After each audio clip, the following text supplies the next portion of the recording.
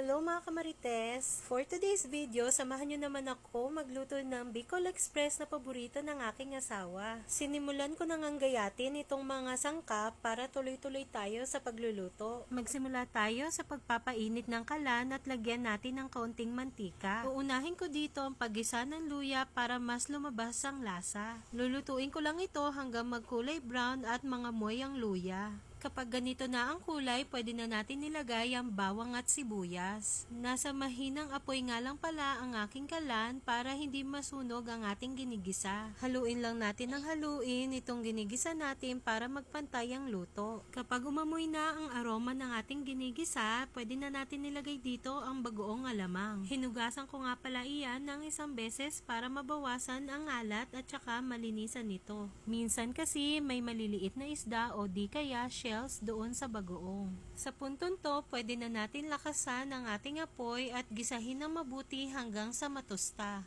Maglalagay nga pala ako dito ng pamintang durog para bawas na rin sa lansa. Kapag natusta na natin ang bagoong, maaari na nating ilagay ang karne. Gigisahin ko lang ng mabuti itong karne hanggang sa lumabas ang mantika nito. Sa paghahalo ko nga nitong karne, napansin ko na meron pa pala akong hindi naihiwa. Kaya naman, dali-dali kong kinuha iyon gamit ang aking malinis na kamay para hiwain. Ganito nga pala ang gusto kong kulay ng karne kapag ako'y naggigisa. Nawawala kasi ang lansa ng karne kapag nagigisa ng maayos. Meron ding dagdag sarap ang karne kapag natusta ito. Maglalagay na nga pala ako dito ng pangalawang piga ng gata. Isasabay ko na rin pala ang tanglad at saka siling haba at siling labuyo pampaanghang. Kung mapapansin nyo, may yelo pa nga itong pangalawang piga. Umaga pa kasi ako na malengke at nilagay ko muna sa freezer itong gata para hindi mapanis.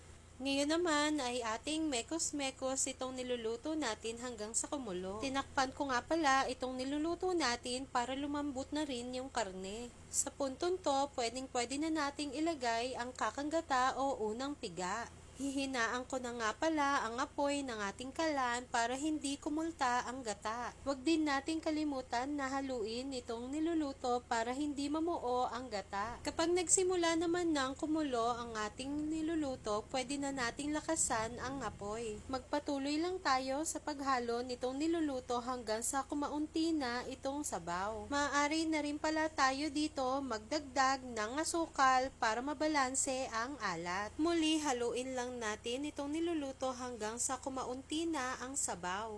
Kapag ganito na ang itsura ng ating niluluto, maaari na natin itong tikman at magdagdag kung nakukulangan pa tayo sa lasa. Para naman sa akin, tamang-tama lang ang anghang, alat at medyo may tamis nitong ating Bicol Express. At dahil nakaabot ka sa puntong to, pa-like and share and follow naman ang page natin. Bye mga kamarites!